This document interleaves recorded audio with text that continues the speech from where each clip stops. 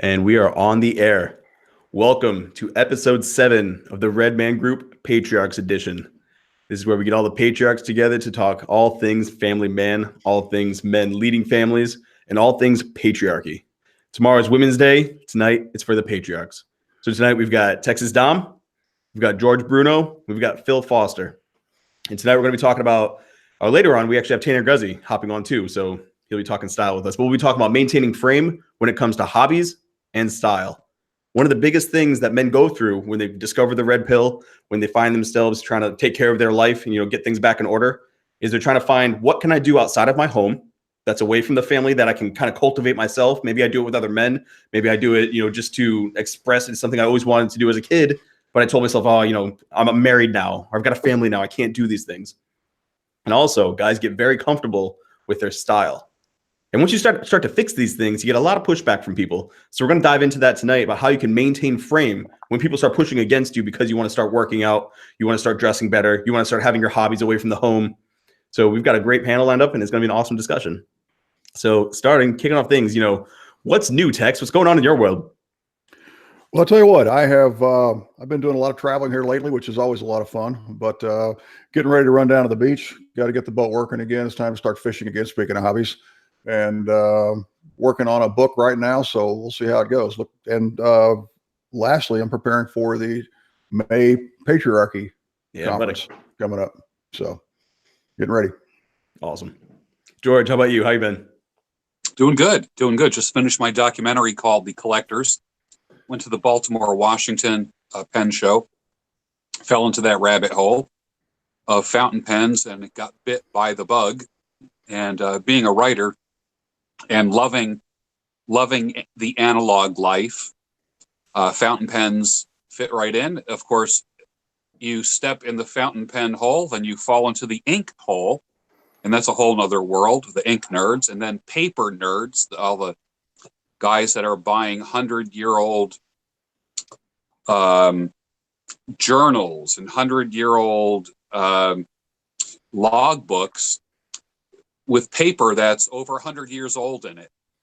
And that's the books that are stitched together, and it's paper made by a different standard than what we have today. And there are a lot of antiquarians, people that love old things, permanent things, pocket knives, Zippo lighters, fountain pens, tobacco pipes, things that are not disposable in a disposable world, chilling with people who love old things and permanent things. So that's where I'm at. That's incredible. I'm not going to lie. When I saw your interview, and I really hope you touch on this, I really went down the rabbit hole, and I kind of hope you touch on the rabbit hole. But the guy that you spoke to, who was talking about how his hat was, finely crafted and it's going to last. And he's like, I don't know how many hats he said, but a lot of hats, because that was it. I was like, dude, I would never think that. And it's great to see different types of thought, different perspectives on life. Yeah. Vintage clothing was made with a different standard in mind than what modern clothing is. So when one of my favorite hats is a fedora that's 75 years old. And there's times where I look at the stitching, and I'm thinking, man, this thing is made well. I mean, it's not even fraying. It's going to last. It's 75 years old. It's amazing. So, being in that world is kind of a neat thing. And my world intersects with people who live in that world. I visit that world on occasion. I don't live there, but I hung out with people who live in that world, and it's just magnificent. Yeah, that's incredible. All right, next. It reminds me of Go ahead. No, I was going to say, it reminds me of Alex Jones talking about that interdimensional travel the other day on Joe Rogan. You step into their world and then come out of it. Bruno is interdimensional traveling to other like pin collectors and hat collectors and fucking third dimension, fourth dimension shit, It is. As long as you come back, you're good. It's when you lose yourself. All right. Now, introducing for the first time on Red Man Group is a man I've been talking to for years. When we first started Red Man Group Patriarch, I was pumped. That's what I've been pushing this whole time. It's the family alpha. It's what I do, focusing on the family aspect to masculinity. And I always said I'm going to wear this hat. Nobody knew that, it's Foster's Construction. Unless you knew Phil, you had no idea why I was wearing this hat. That's Phil Foster. You're about to meet him. You're going to get to know him. He's a man who a few months ago, maybe a year ago, I said, dude, you are dropping such wisdom on my life and what he's sharing with the men inside the fraternity. I was like, you need to get it out there more, start speaking more. And, all of a sudden, his Twitter starts growing. He starts putting himself more in the Zooms that we have, the Slack in that group, putting it out there. Phil's a patriarch. He's a leader. He's a man who just does man things. He expects other men to be men. And when he finds somebody slipping or somebody wanting, he's there for them. And that's exactly what we stand for. That's what this is all about. So without further ado, Phil, welcome to the Red Man Group. Introduce yourself to the world. What's going on, gentlemen? It's good to be here. What's going on with me? I just started another business. I've been working on that. So it's been having me pretty consumed and just trucking right along, getting after it in the gym, leading my family every day. Dude, it's the leading aspect that just blows my mind. Every time I talk to you guys, you're just leading something. You're leading other men. You're leading yourself. It's about that leadership and that patriarch role. So you just dropped it there. We're all talking about it. So let's get into it. The first, and George, I'd like to start with you, considering your recent developments on your front and the new thing that you started with the Collector Series. When men get married, when men start families, when men become patriarchs, they often put to the side the things that made them men, the hobbies that they used to do, the activities they used to get involved in, their friends, things like that. And you came across these guys who they're collecting things. You yourself, I said it earlier before we came on the air, are to me a Renaissance man. You know a lot about a lot, and that's kind of a lost hobby. I mean, that's a lost art. Having those hobbies of doing those things. And to me, it strikes me that your profession and your professions are your hobbies. Whether it comes to the pipes, whether it comes to beard care, whether it comes to mentoring men or just cutting hair, those are your hobbies, but they're also what you've turned into your life's work. And I would love to see you kick off and how you think, going forward, men can start to bring that back into their own life.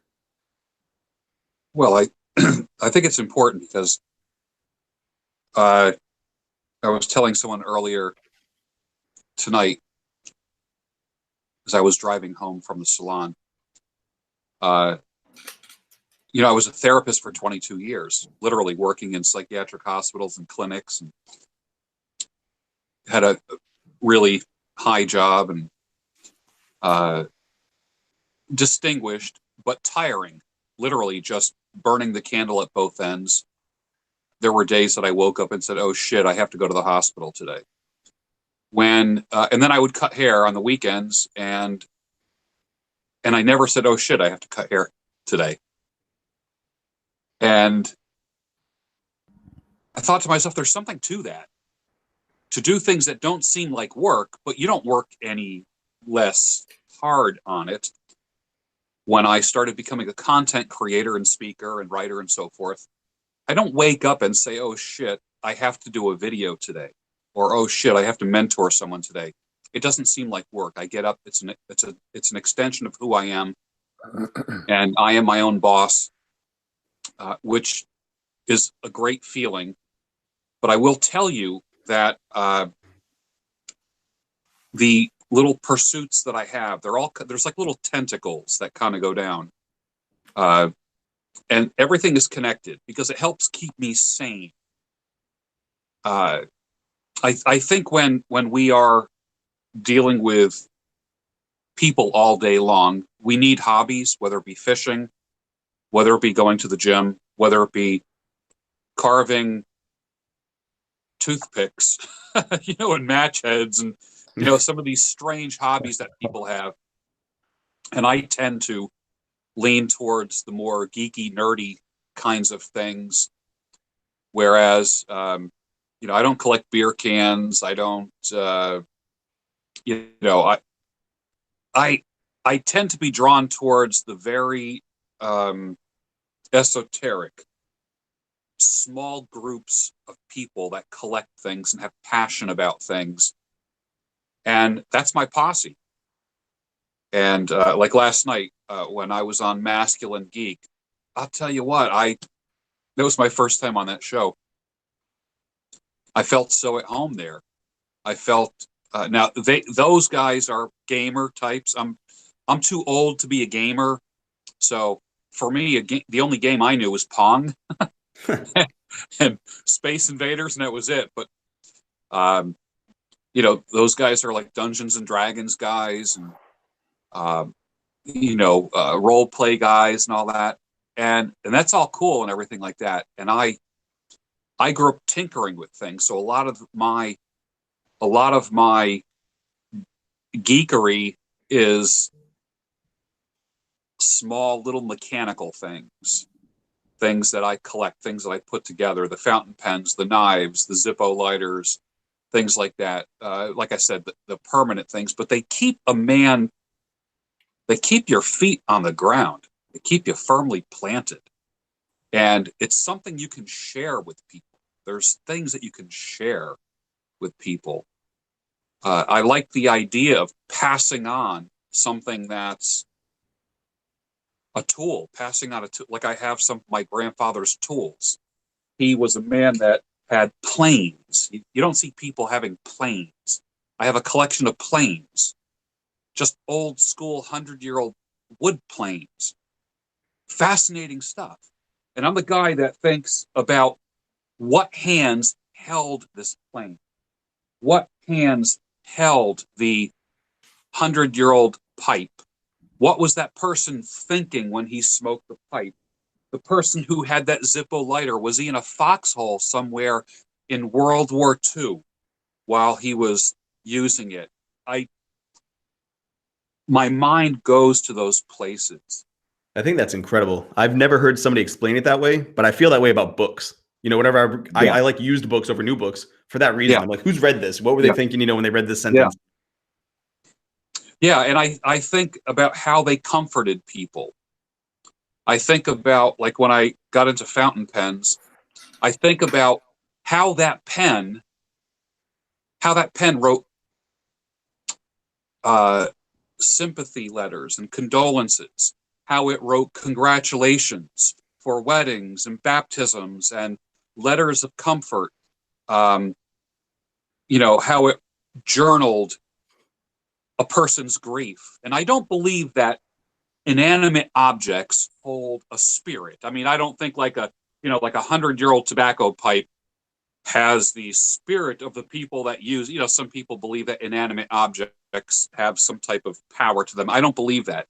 It's more in my head. I think about what that person celebrated, what that person grieved, what that person was pondering at the end of a hard day while they were using that item. When I look at my grandfather's hammers, what did he build with that? Those planes, what woodwork did he smooth out and shave with that? And for me, it expands my mind. Right. It takes me. It's a.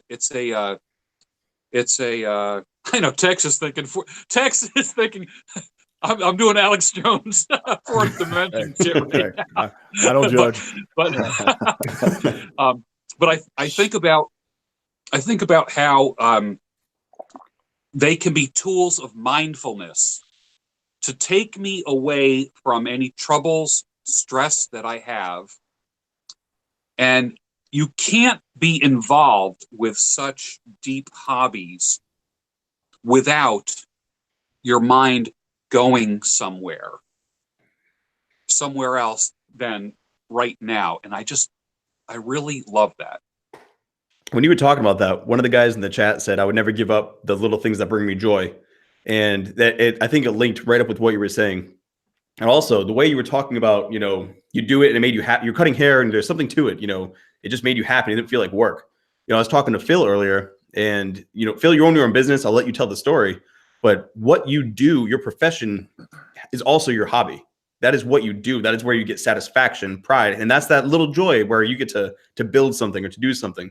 So do you find yourself kind of, even though it's work and you have, like you said today, you know, it was a rough day, it's still, you'd rather a rough day doing that than a nice cake day doing something that you don't fucking enjoy. Yeah, that's one of those things for me. I really love what I do. You know, I leave my scratch on the world all over the Metroplex, and I have since '92. And, you know, I can go by certain structures or buildings or houses and I can go, yeah, it's still standing. It's looking great. And as far as a hobby goes, those planes that George was talking about, I don't have any planes, George, but I can get that. When you build something and you leave your scratch on the world, and basically, you enjoy doing it, and you can go back to it and see it. So that, for me, making money doing what I love is an excellent thing. I personally enjoy it very much. I found that when you're looking at guys who, like, a lot of times this is what really sucks is after they get divorced, that's when they're like, you know what? I'm going to take up a hobby. You know what? Now that I've got this major catalyst for change, I'm going to start investing in me.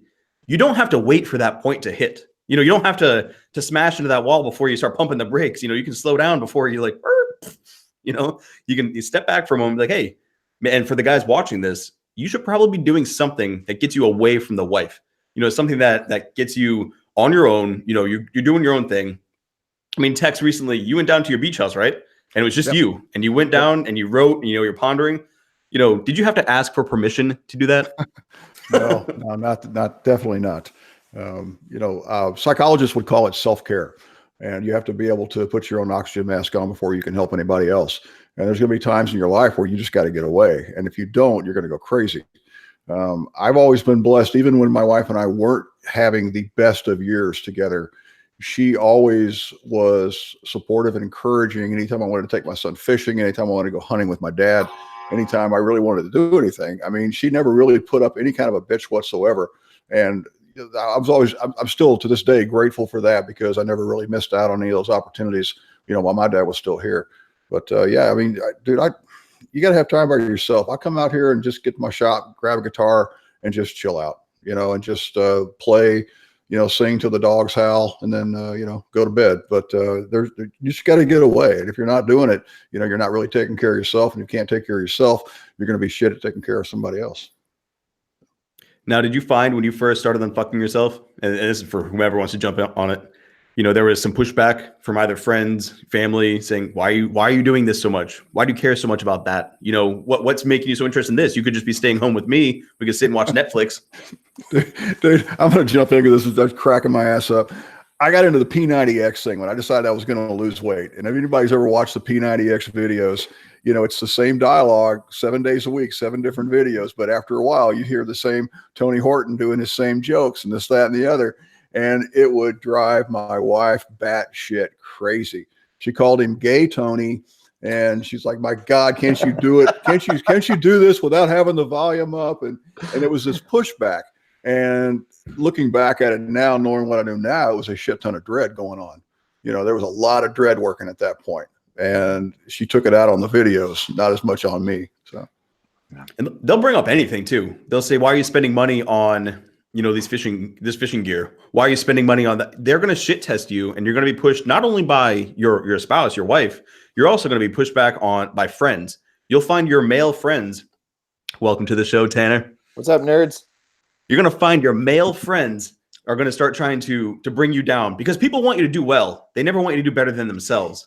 So when you start working out and you start losing weight and you start dressing well with style, being attention, when you start being a man who cares what he looks like, with the guest of honor coming in, you find that the guys are like, whoa, who are you trying to impress? Who are you trying to show up? They're trying to shit on you. They're trying to push back to bring you back down because they want you in the bucket, because that makes it comfortable for them. Dude, I went back to this company meeting, big meeting, go once a year for a week, and I haven't seen these people in a year. And I showed up in a pair of jeans. Tanner, you really would be impressed. They were damn near skinny jeans. Okay, tapered leg and all this shit. The guy walks up to me. I hadn't seen him in a year. He goes, "Man, dude," he said, "you're just gonna blow away pretty soon." He goes, "What's up with those faggot jeans?" Oh boy. And I'm like, "Dude, I look fucking great in these jeans. Fuck you." And turned around and walked off, But that's the kind of bullshit we can go back and forth. But yeah, I don't care anymore. They can give me crap all they want to. I look good. So. Tanner, welcome. How you doing? I'm great. Sorry, I'm a little bit late. I speaking of maintaining frame with hobbies and stuff, I had a boxing class tonight that I've had to miss because we have a newborn baby too many times. So I made that a priority, and then figured I'd jump on a little bit later. So. Excellent. And that's the proper priorities. You made it. You're here. Yeah, exactly. We didn't even get to style yet. We're still talking about having hobbies and things like that. Good.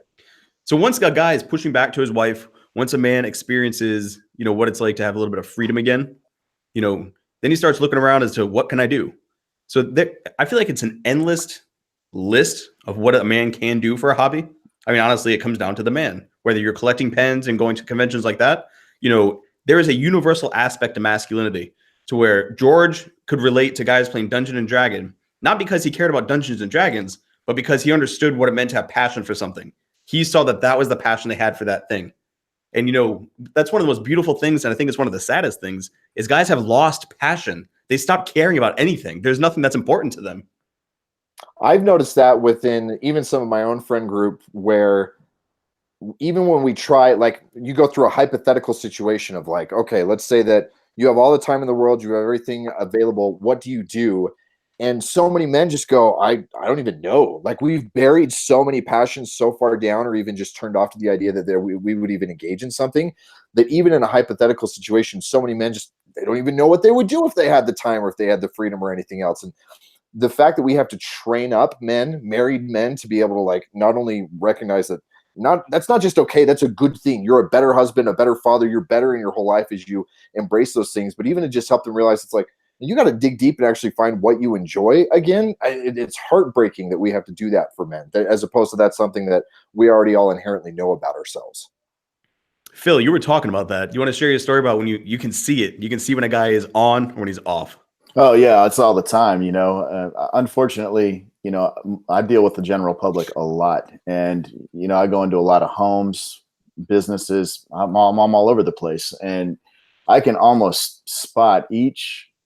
I can almost basically look at each guy and say, he's beat by her, and she's running the relationship, or he's actually got his shit together. He's looking good. He's in shape. His house is decent. He's working. He's doing all right.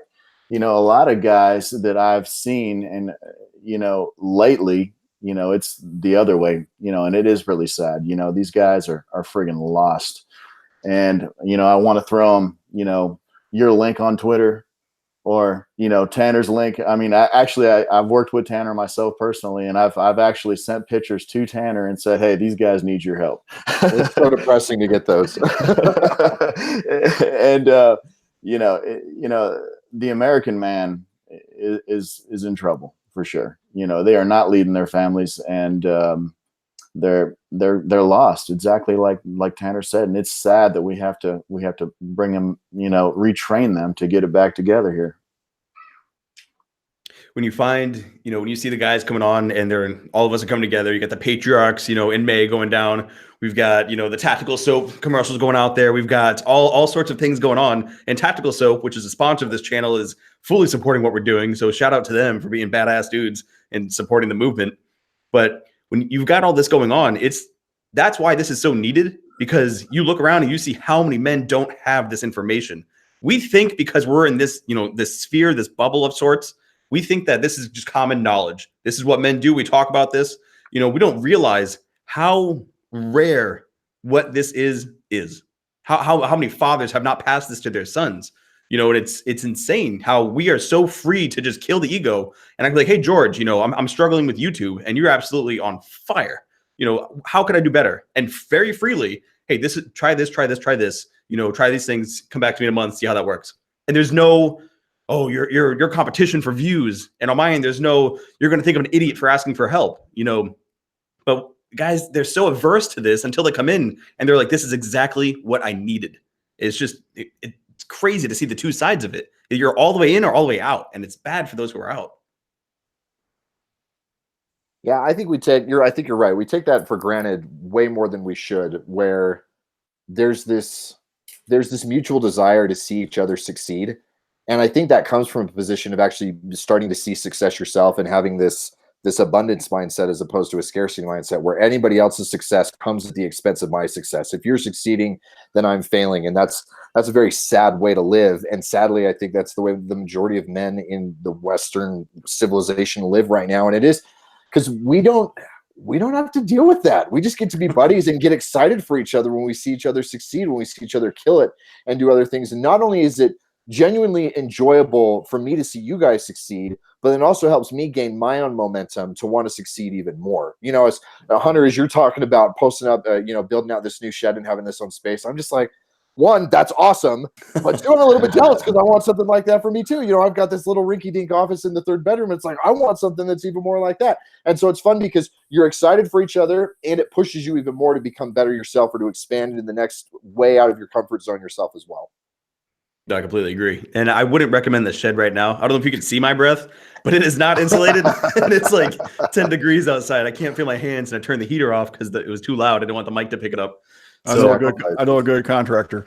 hey, this weekend I'm hitting it. Rolo's hitting his office. I think like right now, I'm hitting the shed this weekend. We're going to get some heat in this sucker. You know, I saw something the other day on George's YouTube channel because he's got 126 or 28,000 followers on that thing, which is freaking mind-boggling to me. But he crosses over so many different demographics. I look at the people that are commenting on your stuff, George, and it's like, you know, I'm just in this tiny little sliver of this manosphere thing, you know? So we talk about competition. No, there's no competition. There's a whole wide world out there that has no idea who we are at all. And they're all still running around happy wife, happy life. And they don't understand that there's another way that they can live.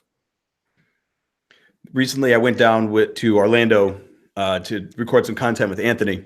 And it is one of those things where I was talking to, and this is kind of my hobby. This is one of the things that this is like speaking, writing, fraternity. Like I said, I enjoy doing it. It gets me out. It's not like, you know, I do wood crafting and stuff like that. You know, it doesn't have to be an intricate thing. It can be something as simple as blogging and writing is your hobby. But I went down there and she's like, well, do you have to do it this weekend? You know, just the shit test immediately. You know, we got the puppies, you know, the kids, you know, they have school, you know, this is the cat's getting neutered, like a whole bunch of shit was happening. And I was like, babe, I'm going. Like, I have to go.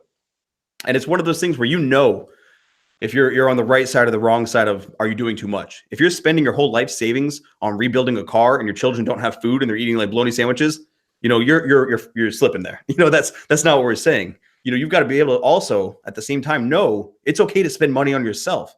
When I bought the mic and the camera, and Jackie's like, do you need that? Do you really need these things? We have this. I'm like, yes, I do.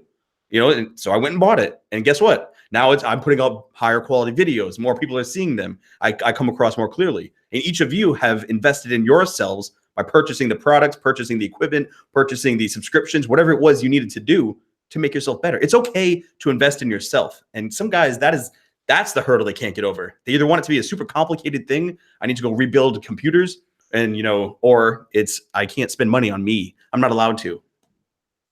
Well, how much of that do you think comes from the whole nice guy syndrome of defining yourself by not being needy? You know, I'm a good patriarch. I'm a good provider. I'm a good guy because I don't have needs. And all I really want to do is take care of you. Because I think a lot of guys really do struggle with that, where it's like, no, of course I want to spend money on myself because I have hobbies and things that I enjoy doing as well. I think a lot of guys really do define themselves as, no, babe, I'll just, whatever you want to do, I'm happy to get into that. And I think so much of it comes from that self identity of, I'm the nice guy. I'm the guy who's not needy. I'm not the guy who needs to have his hobbies or needs to do something. You know, all I need is my family, and all I need to do is make them happy, and I'm good. And one, not only does that make things worse for you, but I think it sets a terrible precedent for your kids. I completely agree. It's trying to self-sacrifice to happiness, and that's not how it works. George, when you were doing the down the rabbit hole and you were talking to these guys about the pens and doing things like that, did you find a balance between men and women, or was it like a male dominated?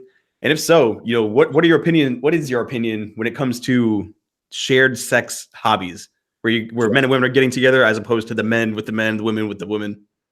When I go to the shows, there's one lady that I always bump into, and her family is in Little Rock, Arkansas, and they're kind of like one of the top ink suppliers, as in fountain pen ink and dip pen ink.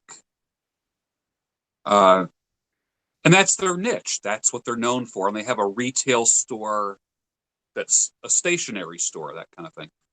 And she is kind of like the quote unquote matriarch of the pen world. And I always make it a point to talk to her. And she says that the fountain pen world used to be the old man's club. And it typically was. And what's happening is it's kind of broadening a little bit, not to the detriment of men. It's becoming a balanced it used to be 10% women that would show up at these shows.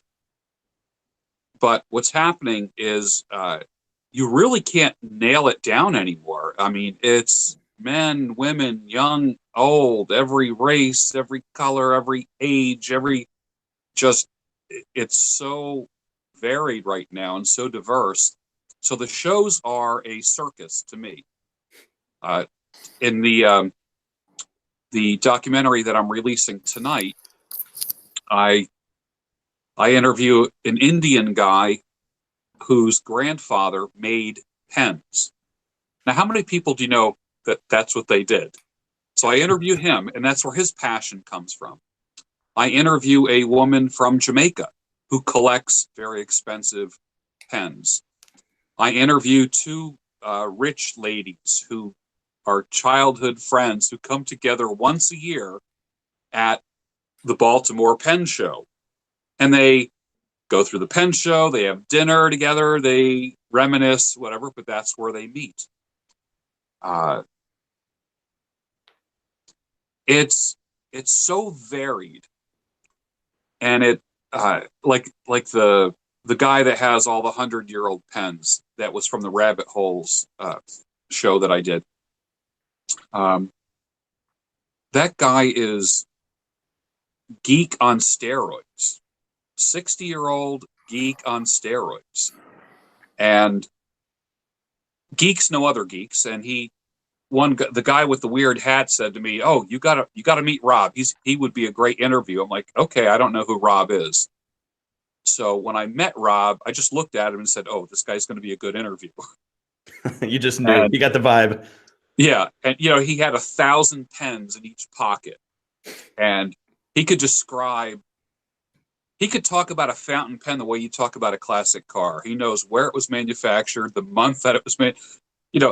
Like the certain marks on the pen are kind of like a VIN number. He could literally tell everything about them, and he was the guy that was into the vintage hats, the vintage suits, and that type of thing, because everything was built by a different standard back in those days.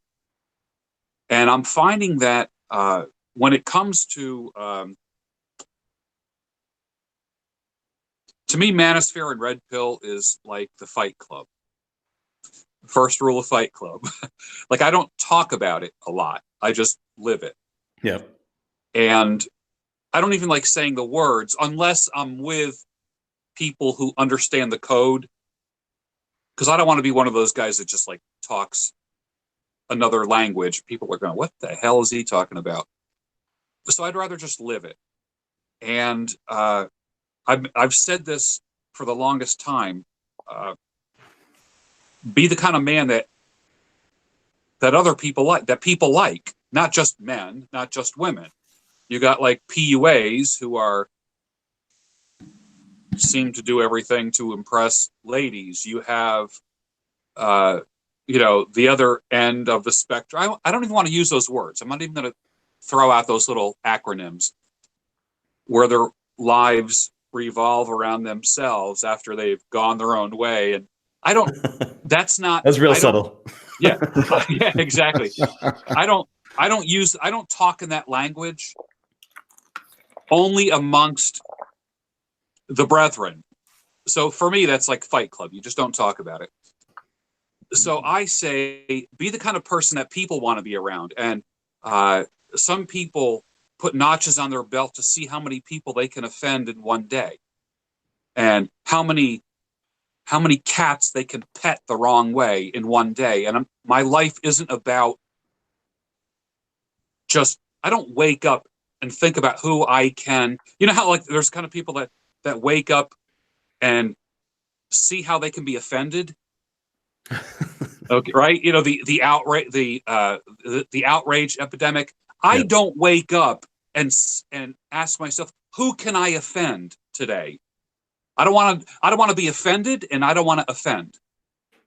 I want to be liked by the largest amount of people that I can. I don't work to be accepted by them. That's not necessary. And because I have that attitude, I can allow the most diverse number of people in my life. I can hang out with people who barely speak English from India who collect fountain pens. Or I can hang out with somebody from Jamaica. I can hang out with rich housewives. I can hang out with geeky pen collectors that love vintage clothing. These are not sphere. These people are not in the sphere, okay? I find that when I tread outside that circle, that sphere, that my life is so much richer as a result of that.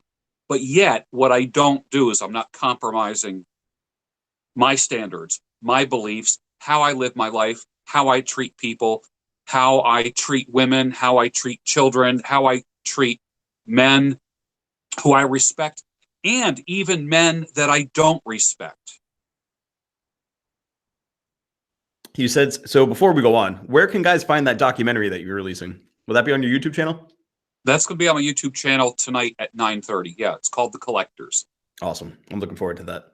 Yeah. You said something towards the end when you were talking about when you take the blinders off, you know, if you go into it saying, you start using the acronyms and I'm this and I am this box and this is who I am. This is what defines me. These roles, you've got to say these acronyms. You know, when you get rid of that, it's like getting rid of the blinders. Now you're able to actually engage with people who you otherwise would not engage with. You're talking about this guy from India, barely speaks English, knows everything about fountain pens. That could be an awesome life Polaroid on your lifeline, you know, that you have the opportunity to even experience because you didn't put up a wall. And I think that segue is great. Go ahead. I was going to say, one of the other things is that you've gotten to your point in your life, George, and everybody else here, is that you're comfortable enough in your own skin to start talking to people. And like, you're not just focused on the people at home and family. You're not focused on the friends you always talk to. Like, when I travel, I'm talking to everybody. I'm just carrying a comment. I annoy the hell out of people, I'm sure.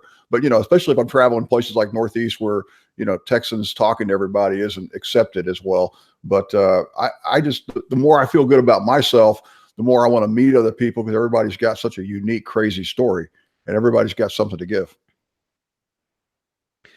So it's funny you say that.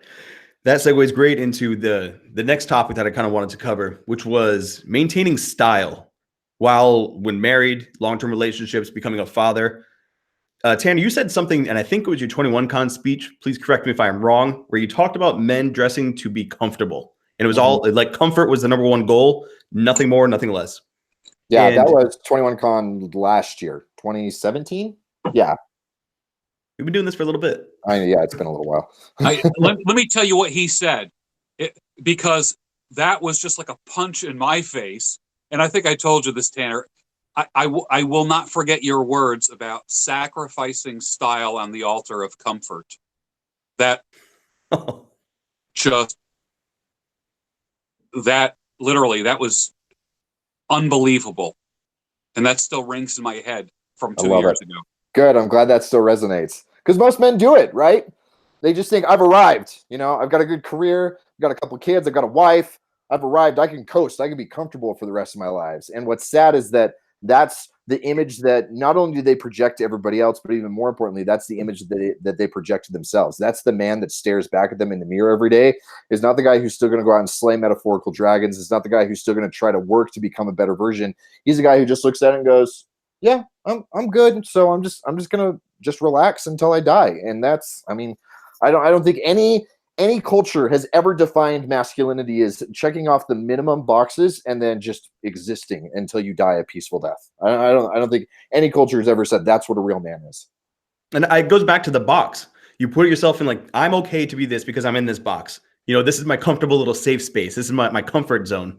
But when you get rid of the blinders, like George was talking about, and you start putting yourself out there, it's when you're like, and I am guilty of this. When we first met, I mean, I had no clue. I thought caring about how you dressed meant that was only for gay men. So that blinder was on, because when I saw guys who had a nice, you know, maintained beard, and I saw guys who were dressed well, I'm like, oh, pussy. You know, you care about, I'm a real man. I don't care how I look. And dude, I was so blind, but I didn't even know it until I brought the blinders down, killed the ego. And was like, look, I have these blinders up because I'm uncomfortable, because I don't know my style. And, you know, so as long as I say only weak men do that, it doesn't bother me. I used to think that philosophy too, philosophers, I'm like, oh, they're not warriors. They just want to talk and argue. Dude, you know how many years of my life I wasted not dressing well and thinking that philosophy was for weak dudes? But what's sad is we live in a culture that really has created this false binary of all of our thinking is done by weak men and all of our fighting is done by dumb men, and obviously philosophers have pontificated about that in the past. And thanks to like the baby boomers and the sexual revolution and I mean, it really was this idea that if you look like you care about your style, then you're gay. And most men, whether or not you have a problem with people being gay, at the very minimum, you don't want to be falsely advertising. You don't want to be like projecting like I'm into dudes when you're into women or anything else. And so it's really funny that you say that, because if you were to have a perfectly groomed beard, that would bother you, which means that you did in fact actually care. You just cared about maintaining an I don't care appearance. That was the only acceptable appearance, was one that looked like you didn't care. Because if you looked like you cared, you would have been super uncomfortable with that. Dude, that was a tough pill to swallow. I'm still working on the whole being comfortable with that side of it, but it's one of those things where I now notice when I go places, I dressed intentionally. So I'm a nicer, a tighter fitting shirt, the beard isn't just flaring out, and you look around, you're like, wow. And I really like that we have Tex and Phil on because they both worked with you. Mm-hmm. And I kind of wanted to hear their experiences of the pre and the post, being intentional with what it is you're displaying to the world, which as a patriarch, and you brought this up a little bit earlier, Tanner, your children and those following you, which is what make you a patriarch, is that you're a leader. They're going to follow your example, not your advice. So you've got to set a good example because they're going to replicate it. So if you want the cycle to go up and their trajectory in life to go up, you've got to raise your bar, or else you're going to perpetuate a cycle of just mediocre garbage. Phil, did you want to jump on that? Yeah, I'll jump in on that.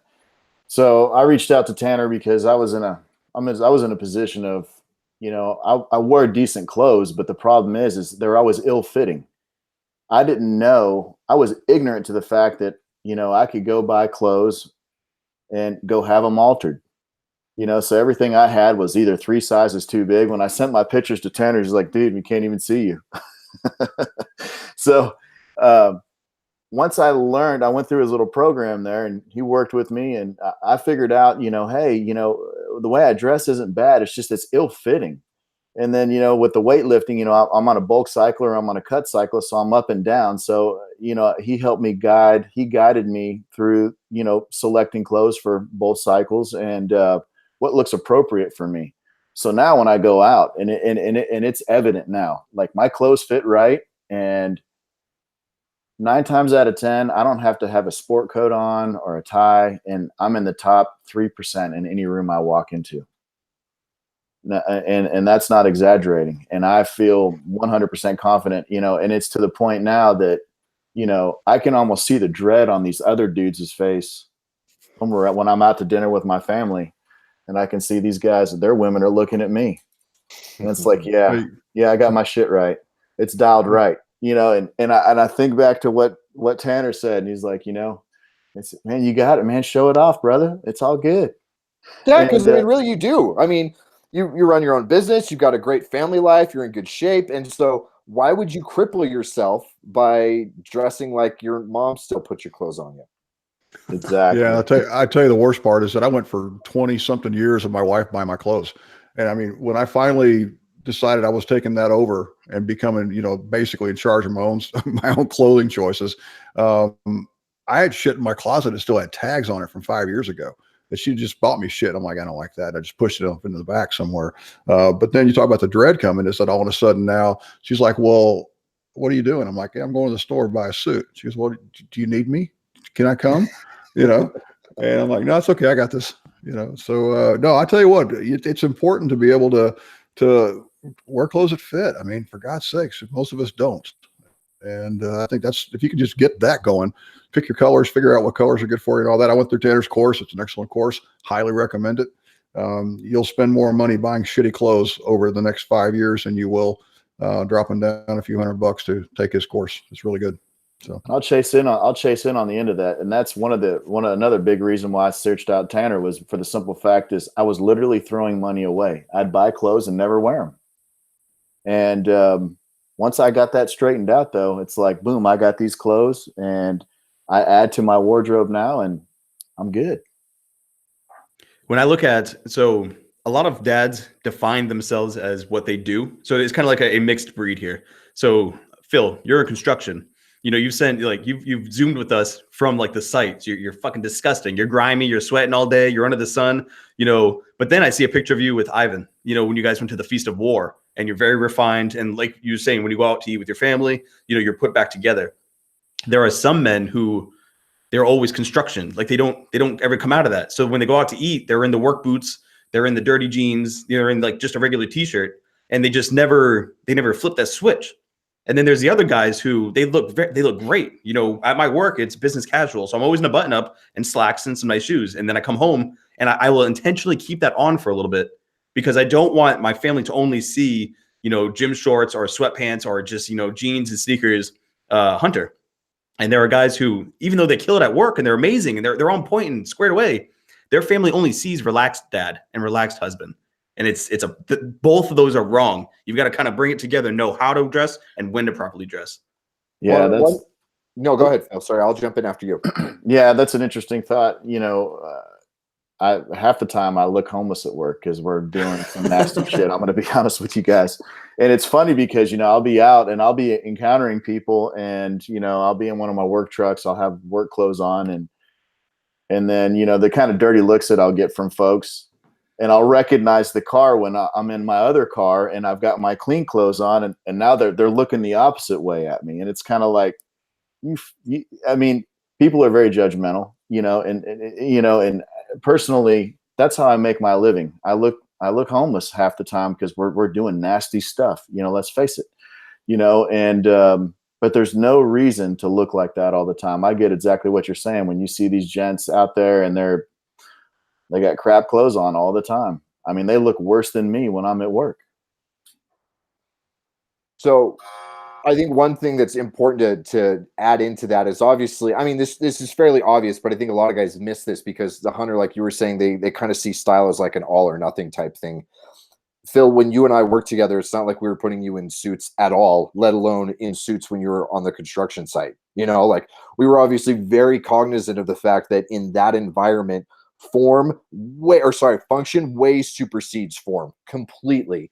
And that doesn't mean that there wasn't a way to be able to inject form in other appropriate ways, especially for you, because you're not just like an entry-level laborer. You've got a lot of other stuff that's going on, meeting with guys. And, actually a lot of my clients are guys like you who are in a blue-collar industry, business owners or guys who are top tier. And they have to navigate this idea of, I got to talk to big money guys over here and I got to be able to have respect of my crew and my workers over here. And how do I blend all that and make that work? Because like you said, people judge us by the way that we look, and we can whine about it. We can complain about it, or we can just embrace it and actually lean into that.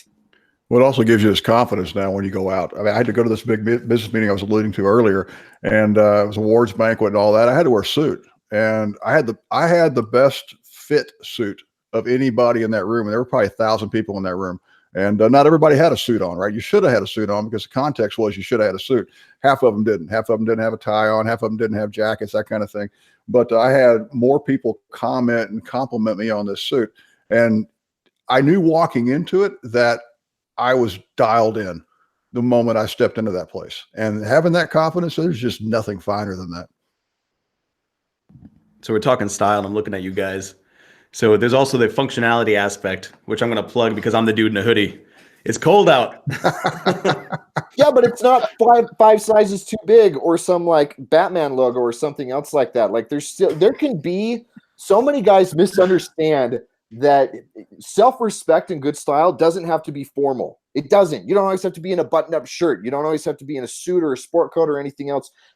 There's so many different ways that you can inject self-respect and style and a sense of aesthetics and communicating who you are into your clothes, even if it's something as simple as just a hoodie, but it's one that fits well. And it's one that actually you look comfortable in, as opposed to just like, this is the only thing I've ever worn in my entire life. And if I even tried to venture out of this, I'd break in half.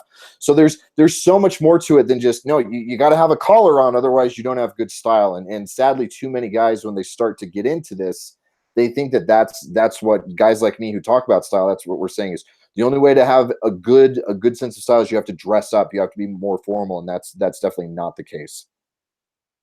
There's a guy in the chat that was talking about that. He said even your comfortable style should be intentional. Even when you're dressing for comfort in the home, like when I go in after this, it's going to be intentional. Like you said, there's nothing on this. On the back, it's like a plaid moose or something.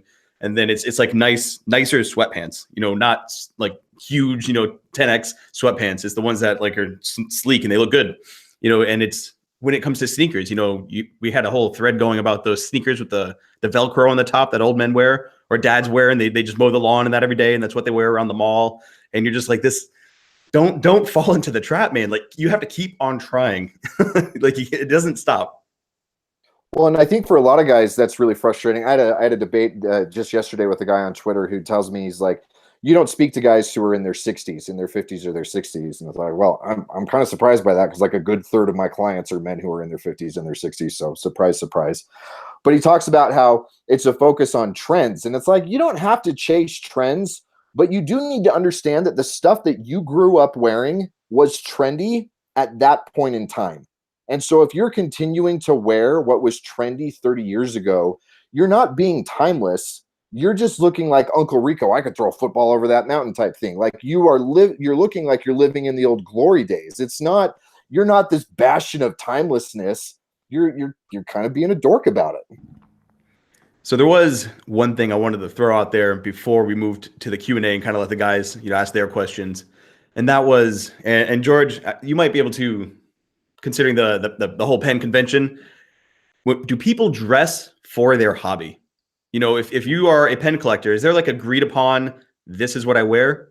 If you're a car guy, not even a car guy, if you go to classic shows, you see like the most relaxed looks. I'm wondering, is that a form of conformity? You're just trying to fit in with that group, or could you be the guy in a suit who just talks about pens? What did you see when you were there in that outside, just because it's such a random, to me, hobby, but it's incredible. So I don't know anything about the group. Yeah. It all, there's so many people in that demographic. There's artists, there's writers, there's illustrators. You can pick out who the artists are. You can pick out who the illustrators are. You can pick out who the writers are. These are people that write literally 8-10 hours a day. There's people who dress for comfort. There's people who are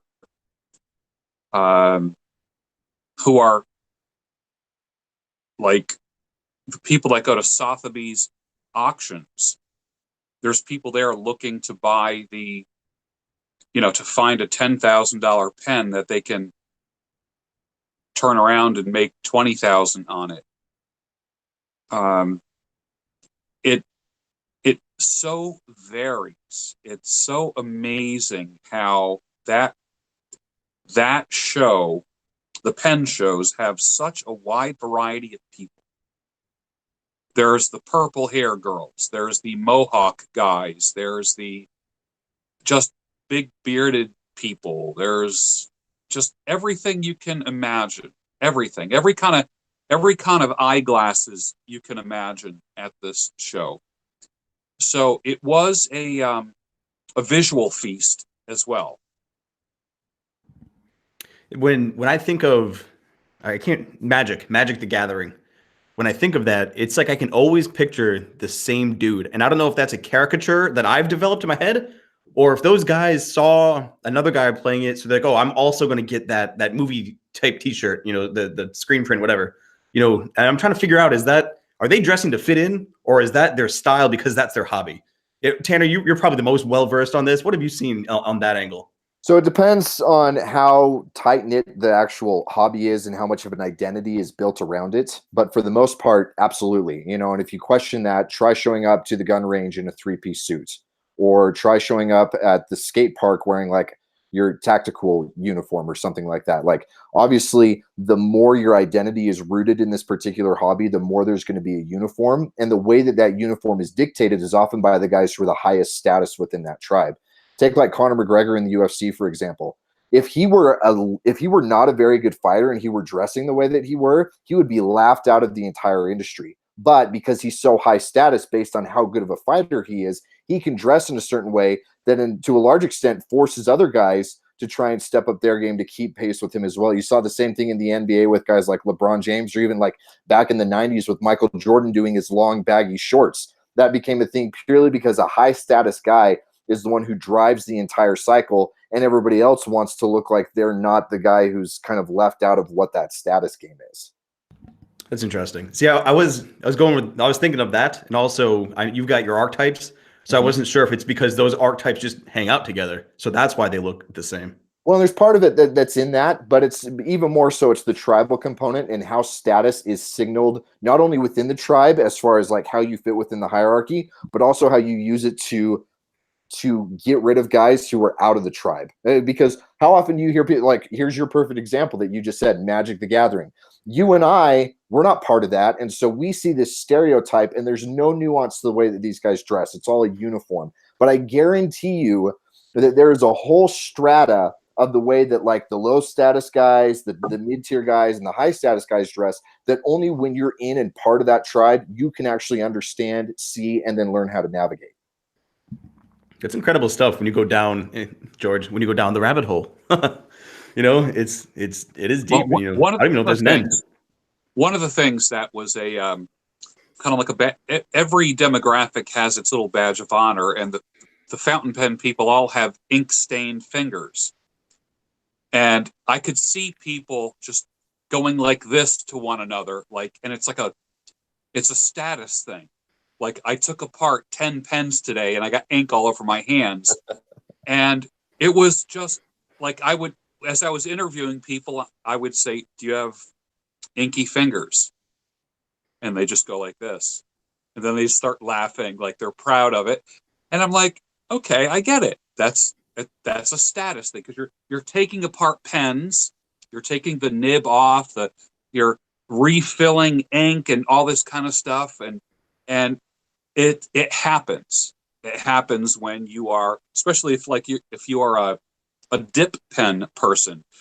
All right, here it's 2019, and there are still people that write with quills, dipping in the ink and writing letters like that. Now, what the heck is that all about? I stopped questioning it, but I look at what they're writing and I go, holy cow, it looks like the Constitution. I mean, just like their shopping list, like of what to get at the supermarket, looks like the freaking Magna Carta. And I'm like, my Lord, they take the simplest thing and make it glorious. And that's their way of owning their world. And I love that. And I love that passion. That's awesome. Tex. Yeah, I just had one thing. Think about your dad when you were growing up. Think about your grandfather when you were growing up. How are your kids going to remember you? How are your grandkids going to remember you? And I remember my dad going to work. I remember his uniform. You know, I remember my grandfather working at his car dealership. I remember my other grandfather, who was a shrimper on the Arroyo down in the Rio Grande, who wore nothing but homeless looking clothes, like shrimper clothes, right? So I just think about how this, but when I go out, I want my girl to be dressed nice. I want her to be looking a certain way. And you know what? I expect the same out of myself. I want to look good as well. And I want my kids to be proud of me. I want my grandkids to be proud of me. I want them to look at me, and I'm carrying myself with a certain amount of respect, and I'm projecting the image that I want to project to the world, whether it's jeans and boots that day or whether it's a three-piece suit. But I think about your kids, and they're going to do what you do. And if you take interest in how you carry yourself and how you present yourself to the world, I think your kids are going to do the same thing. So you're setting that role model once again. Yeah, whether you like it or not, your appearance is part of your legacy. Mm-hmm. Phil, do you want to hop in? Yeah, I'd hop in and just kind of feed off a little bit of what Tex said. You know, as a leader of my family, and I dress appropriately everywhere we go. Minus work, I look horrible. I can't lie. If I'm meeting clients, absolutely, I got my stuff together. But when we go out as a family, I have a 14-year-old daughter, my wife, and myself. We have a presence wherever we go. And people look at us and, some hate and some don't, and that's fine, And I will tell you that, if you dress a certain way and you feel that your appearance is right, that confidence will come. And I feel it all the time, every time I'm dressed up, man. And I look good because I'm looking better than most of the folks out there. You know, we've talked a lot about vibrations that you give off and how when you come across a guy, you know, like you said earlier, you can tell if they're in the zone or if they're not. You know, you give off an energy, you give off a certain vibe. And it's one of those things where when you develop competence, you lift weights, you read the books, you start developing you know, you're competent in many areas. All of a sudden the confidence comes. And that, you know, when you start dialing yourself in, and a lot of what we talk about is helping men just, you know, start to strip away the conformist behavior, strip away the repression of self, and start expressing, you know, that genuine who you are to the world, you know, because we're all as unique as our fingerprint. You know, we're all men walking our own path, but we're all unique on our path. And when you get rid of that stuff, you can express those vibrations. People can feel that energy. Your shoulders are back, your eyes are forward, and people are so hunched over and trying to not take up any space that to see a whole family walk in, it's like royalty. They're like, what is this? Why are you so proud of yourself? Why are you so confident? Why is your kid so well behaved? Why all these questions? You know, they start freaking out and they're just like, how come we're not like, well, something wrong with those guys. We're normal. You know, we're good. And it's just, if they could just bridge that gap, man. And that's what I really hope for every man who's watching this is to, when it gets really uncomfortable when you're asking those questions, to keep going, you know, to keep trying to cross. Because when you get to the other side, you're like, oh, I should be intentional with how I dress, with how I speak, with the hobbies that I have, because I'm a man that has hobbies. I've got a wife, I've got kids, but I have hobbies too, because I'm still an individual. When you stop developing yourself as an individual and you dedicate everything to the relationship, it dies. You have to develop, your wife has to develop, and the two of you together, along with your family, have to develop. So I think that was a great way to lead in. I opened up the questions, so I'll start hopping on that. But if you guys had anything you wanted to share, pass on, you know, to the guys watching, we've got a lot of fathers who are going to be on here, you know, divorced, single, that want to become fathers. You know, they're all paying attention, and that's the beauty of the friggin' patriarchs, is that, you know, this is generational change. You talk about the cycle, Tanner. It's exactly that. You know, my son and my daughter are better off because I learned something from you. I learned something from Tex, George, Phil. I've learned something from so many, and it makes my family better because I got rid of the friggin' ego and I started soaking this shit in and just applying what works. Awesome. You guys should act like you give a damn, you know, in all things in life, and give a damn on everything, and how you dress and how you act and how you behave and everything else. So, And we do have a question. Awesome. All right. Are there any brands that fit better for certain body styles? Yes, all of them. It's all Nailed it. very dependent on your body style. And so it's one of those things where, I mean, yeah, skinny guys are going to be better off in stuff like they sell at H&M and Zara. Guys who are more built are going to be better off with stuff like barbell apparel or other things. And that's one of the things that can be really frustrating about trying to find out what works for you based on fit, is that you don't fit into, like, a lot of times we break up body types into like ectomorph, mesomorph, and endomorph or stuff like that. And there are so many things that are unique about the way that you're built that a lot of times it really does just come down to personal experimentation or relying on somebody else who has a little bit more expertise to help you find a brand that does actually work with what your build is. I've got another one. It's for Tanner, but after you answer Tanner, Tex, I'd like you to hop in. It says, Tanner, what are your thoughts on a 50-year-old and the style of clothing that isn't what is being marketed to 20-year-olds? So I think he's saying how to dress it without, you know, the new trend. I love this question, especially because most men in their 50s, unfortunately, they fall into one of two different traps. They either do the complacent, like the dad jeans, the Jerry Seinfeld, the white sneakers, or they will do my wife buys all my clothes for me and I look like I wish I were still 18 years old. And both of those are equally bad, right? Because one is that I have no dignity whatsoever because I've just given up. And the other is I haven't actually accomplished anything in my life and I wish that I were still 18 and that's when I peaked. Or, you know, I wish that I could go back in time. And the real key for, I would say, anybody over 40 is being able to factor in things like what your archetypes are, the tribes in which you thrive. So things like what you do for work, what your hobbies are, where you live in the world, and that kind of stuff. And then dress in a way that communicates your two primary objectives are going to be self-respect and it's going to be competence, right? If you can dress in a way that conveys those things, not youthfulness, not trendiness, not any of that other stuff, because that's where that young, I mean, youth is a liability for men. You're untested. And so if you've gotten past the age of 40, you're no longer untested. You've survived that long. We're still wired to see you as somebody who has some credibility, some gravitas. You want to lean into that and express that even more with your clothing. There's not a cut and dry way to do it, because that's very different if you're a WASP on the East Coast, or if you're an old cowboy in Texas, or if you're somebody who, you know, lives in Florence and you run a clothing company. There's no set answer, but the main thing is you want to look like you've actually accomplished something in your life, and that you have some self-respect, and you expect other people to respect you as well. Yeah, that was the issue I had, is my wife was bringing me home these clothes over the years that it was like she was trying to dress me out of something she had seen in a magazine or something, you know, maybe some guy that was 20 or 30 years younger than me at this point. God, I tell you, first of all, figuring out what colors work for you, all of a sudden takes a shit ton of guesswork out of I got to quit cussing so much. It takes a lot of the guesswork out of this whole thing. And you can walk into a store and you can quickly narrow down which racks you're going to look at, which, you know, you cut your time down dramatically. And it's not that you have to dress young, because you don't want to look like you're chasing it. I think that's the biggest thing. That's always, I don't want to look like I'm trying to be 10 years younger. I'm proud of who I am. I just don't dress in really bold colors, and I don't dress in really bold patterns and all that kind of stuff, because that's just not my personality. I think there's clothes out there. I think the biggest thing you got to figure out is where is my best tailor going to be in my town? Because honestly, all my clothes now, just about, I got to take to a tailor to have them adjusted for me. But because of that, they just look so much better.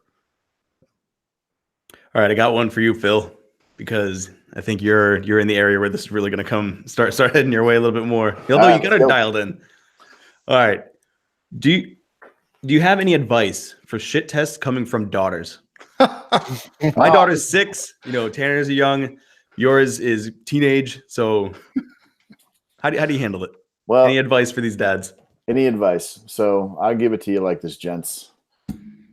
Look at yourself like you're the judge, and your daughter's a lawyer. You know, if you act like an attorney or a lawyer, you're going to argue a point. If you're a judge, you're going to make a decision based on the information that's given to you. So first things first is don't even feed in. When they're negative and toxic and acting like they like to act, I don't even see it. If she wants me to make a decision, she approaches me and I make that decision for her, or I'll let her sit on it for a couple days, and then I'll make my decision. The moment you give in, and the moment you show weakness, almost like with your woman, they'll start poking more and more and more and more and more. So in my house, it's I'm pretty strict. You know, there's no digital devices in the bedrooms. You know, phones are off by like 9 o'clock. No computers, none of that stuff. No social media. You know, and everything is completely monitored. So I've had my daughter under control for the most part for right now. Now that could change tomorrow. But the thing is you need to act as if you're a judge, and you take the information she's coming at you with. And if she's coming at you in a fashion that's, you know, not respectful, you don't have time for it. You're busy. You just take off and come back later. Go do something. Go do you. Go do a hobby, as a matter of fact. Like how you tie that in. You know, go check something out and then come back. And then, you know, if she's acting appropriate, then take the information and make an educated decision. Well, you know, the other thing is, if mama's shit testing you all the time, that's modeling behavior to your daughter. So first things first, if your wife's constantly giving you shit tests, you better deal with that one first, because your daughter's going to turn out to be a giant disappointment. Yeah, because she's actually getting that training from mom, believe it or not. You know, those cues on how to manipulate you, however mom manipulates you, your daughter's going to do the same. What I really like is, so I leave a little bit longer section at the end for this Q&A, because we have some really good questions and a lot of, you know, very specific scenarios. So it's great to get the across the board. I mean, you got guys they're just kids of every age. You know, we've got every experience. It's just great stuff. So this is freaking awesome. We've got some great questions. George, this one's for you. Is it better to vet for a woman who admires you for your hobbies, or do all women shit test you at some point when it comes to how you spend your free time?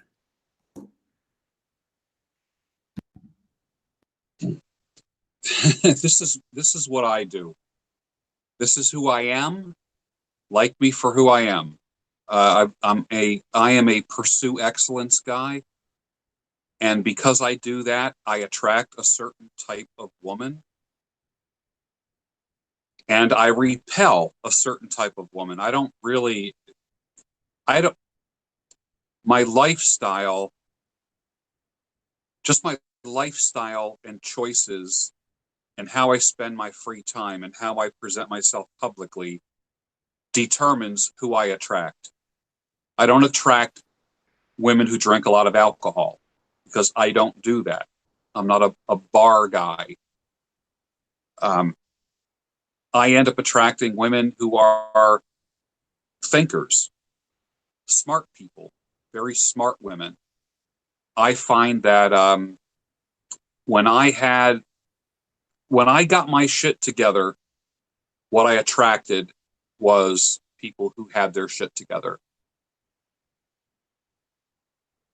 I like it.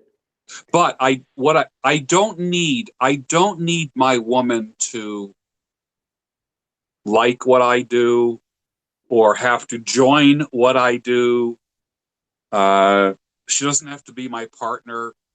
She might look at it and say, that's his thing. That's cool. If she wants to be part of it, fantastic.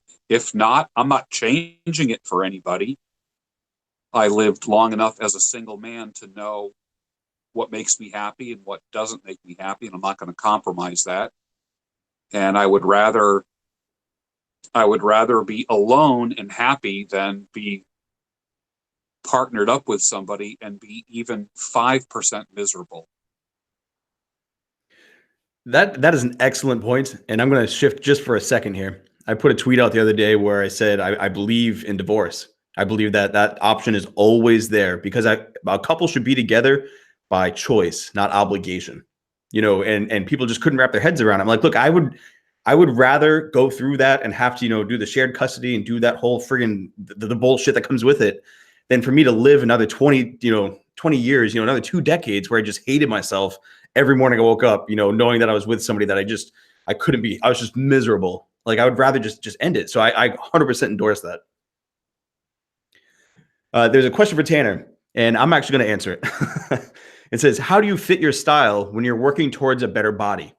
My wife has this quote that you need to dress for the body you have while you're working for the body that you want. It's as simple as that. For what fits you right now, dress appropriately for that. Phil was talking about going on cuts and bulks, and he would adjust accordingly. Tanner, would you agree? Yeah, I would absolutely agree. The other thing that I would add to that is rather than this being a negative, it's actually a huge positive because as you're experimenting with improving your style, this is a great opportunity to do that in a very cheap way. And then you can find out if the way that you're experimenting is something that you like so that when you do get to that ideal physique, you're going to be replacing your clothes anyway, but then you can actually turn around and invest in higher quality versions of what you've been doing cheaply as you've gone through the process. So a lot of guys are actually better off starting right away as opposed to, I got to get my fitness in order, then I got to get my style in order. And there really is a lot of bleed over that actually makes it, you benefit by doing both at the same time. Well, it's a cop out. I mean, it's like, oh, well, I'll do that as soon as I'm in shape. No, do it now because that's just it. Clothes that fit you make you look like you're in better shape to begin with. You already got an advantage at that point. Well, the mind is a muscle too. So you're lifting. So when you do get to the point where you look jacked and shredded, your brain also looks at you. If you don't develop that skill set now, you're going to look great and still be a weakling, an amateur up here because you haven't developed that muscle. You can also always get that shirt tailored more than once. All right. For business casual, is there a way to make it look more dangerous and dominant? With your grooming.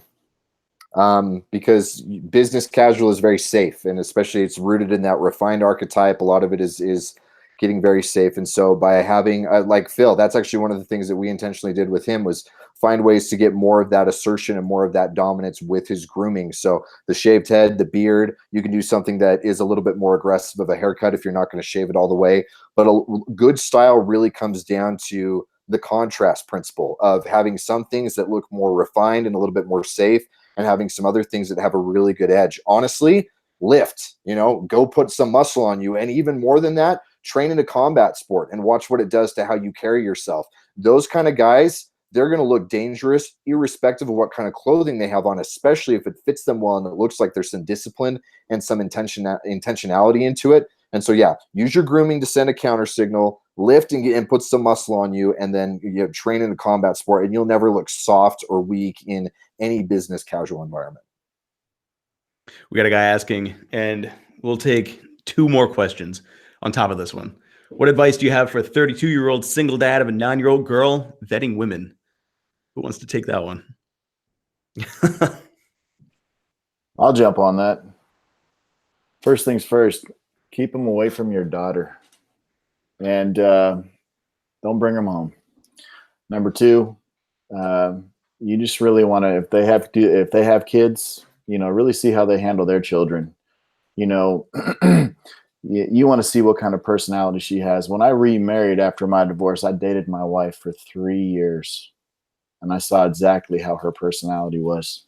So your vetting process could vary depending on the women and where you're looking. George had mentioned that, he attracts the kind of women that are better. He doesn't drink alcohol. I mean, is the girl you're looking at, is she a drinker? Are you a drinker? The drugs, does she work? You got to remember that if you're a single dad and you have sole custody, that woman, whoever you select, is going to be impacting your child's life down the road. It doesn't matter if, when your daughter's 15 and this lady's married to you. I mean, how does she behave as a woman? How feminine? How is she going to raise your daughter to teach her how to be a respectable woman in this day and age? I think that's a great answer, man. I mean, honestly, when you bring the kid into the mix, it changes the game. You're responsible for their development as well as your own. It's not just about disregarding what's imprinting on their mind and what it is you get your rocks off. There's more to it than that. And that's part of being a fucking patriarch. Absolutely. And that's there was a big struggle in my family for a long time, because the ex-wife, she had a certain skill set and mindset, and, there's just polar opposites, compared to the wife that I have now. And, my child was kind of caught in the middle, but she kind of saw the light. As time grows, they mature and they see and they understand. So you just really have to find that woman that's going to do the right thing for your kid. You got to protect your daughter at all times.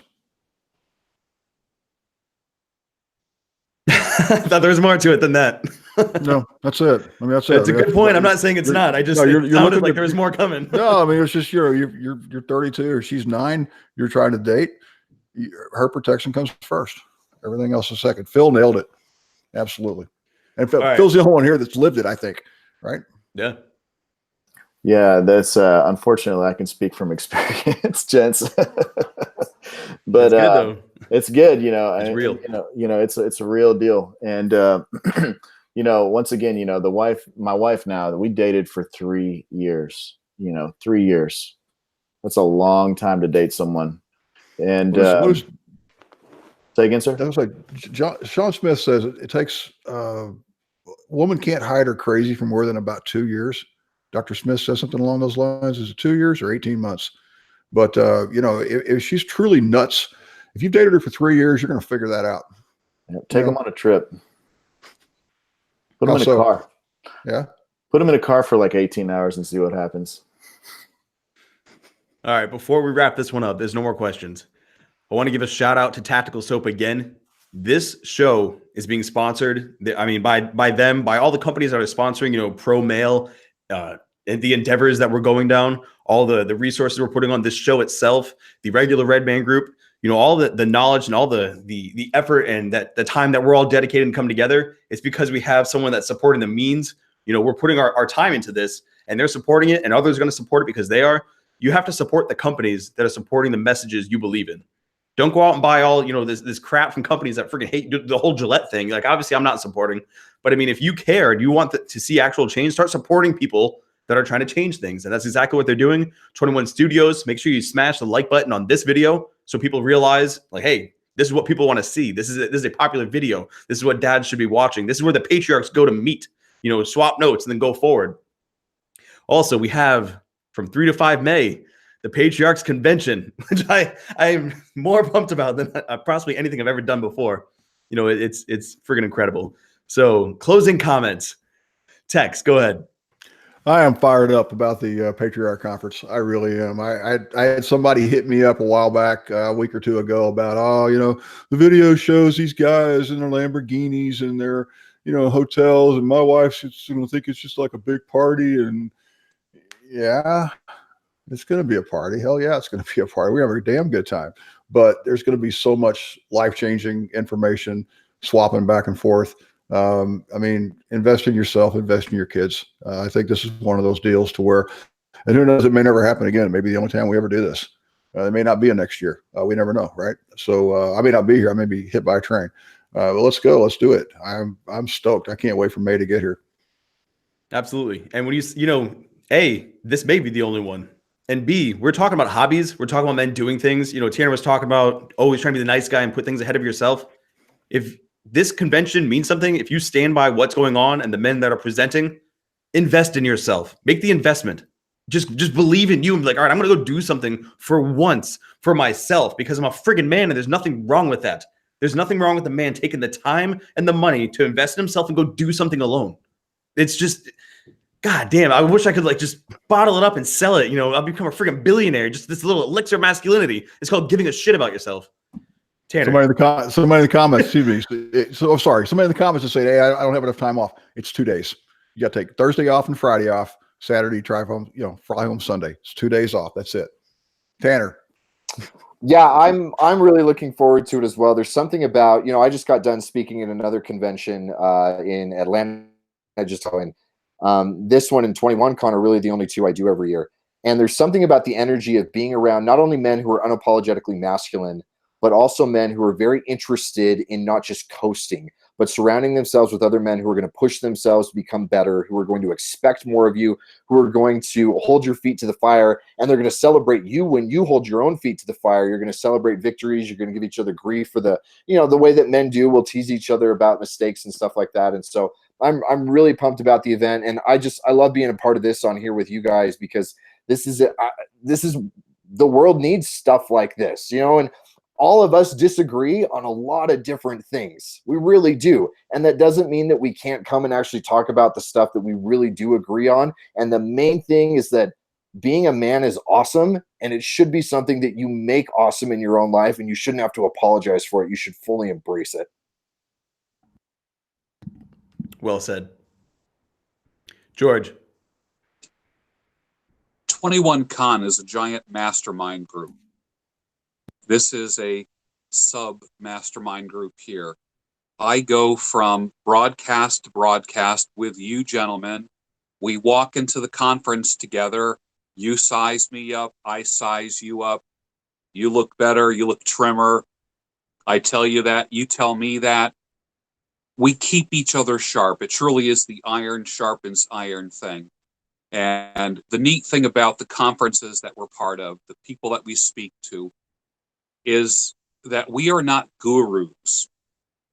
We're examples, but we're not gurus. And we learn from each other. And who is sitting in the audience this year could end up being on stage next year. And that's the neat thing about what we do. You never know, one little thing that we are going to say to somebody in that audience can spark something, turn them around where they become unrecognizable this time next year. What an honor to be part of that. It truly is an honor, and it's humbling so Anthony Johnson is not a father, but he's putting this on. When I pitched it to him, I was actually talking to Tanner before I pitched it to him. I was like, would you be interested in something like this? He's like, dude, that's killer. Let's do it. And I was like, hey man, what do you think? I'll try to do it. The family alpha thing. He's like, no. He's putting his money, his resources, his crew, his time. The dude worked ridiculous hours. I've seen him in action. It's insane. And he's doing that, and he's not a father. Think about that. He's investing all of that for all the other fathers, because he knows how important the message is. This is going to change generations. And people don't really wrap their head around that. But these 200 plus men are going to leave this event, and they will never be the same. Their children will never be the same. Their children's children will be like, hey, my grandfather was a beast and he started doing this and it taught my dad to do that. My dad taught me. We don't even realize the distance these ripples are going to freaking grow. And they're just going to spread. It's amazing. It's like taking a giant fucking stone and throwing it into a calm lake. Those ripples are gone forever, and you're not going to want to miss it. It's just one of those things to where you look at it, you talk about being an honor, a man who does not have children putting on an event of this size is fucking wild. Phil, get all fucking worked up here. Yeah. Take a breath, man. Take a breath. No, I went to 21 Con this past year, and it was the ultimate men's masculinity, men coming together and teaching each other and learning from each other. I took away huge amounts of information from that 21 Con. This Patriarch, this edition that's coming up in May, if you're a father, if you're a grandfather, or if you have a son that's in trouble, hook it up. It's a weekend. Change your life. Hunter's going to bring some incredible information. Anthony, he has worked tirelessly, as Hunter has said, to put this on. And I just feel that, as a man, to go to an event such as this or any of the 21 Con events and learn some of the things that we were able to learn or you're able to learn and pick up from